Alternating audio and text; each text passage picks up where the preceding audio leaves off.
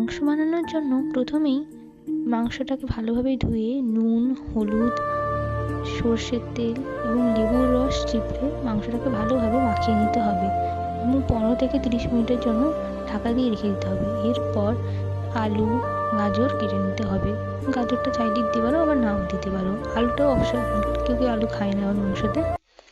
এরপর পেঁয়াজ কুচি, এখানে দেখতে পাচ্ছ টমেটো কুচি, আদা এবং রসুনকে গ্রেট করে নিতে হবে। এরপর একটা কড়াইতে সর্ষের তেল ঢেলে নিতে হবে। তেলটা গরম হলেই এর মধ্যে তোমাদেরকে তেজপাতা যদি থাকে তবে তেজপাতা দিয়ে দিতে হবে। এরপর সামান্য চিনি দিয়ে দিতে হবে।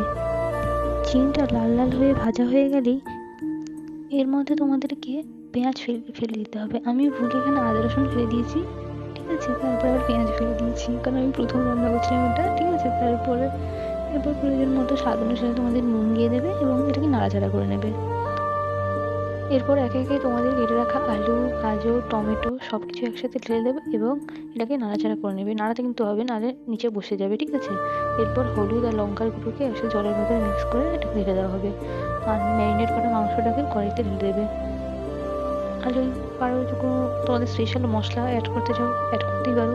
এটা আসলে আমি ফার্স্ট টাইম রান্না করছি, ভুল হয়েছে বুঝতে পারছি, বা ট্রাই করে দিচ্ছি। এরপর ঢাকা দিয়ে দেবে। হ্যাঁ, তারপরে আগে হ্যাঁ একটা জিনিস লক্ষ্য রাখতে হবে, যেটা আমি ভুল করেছি।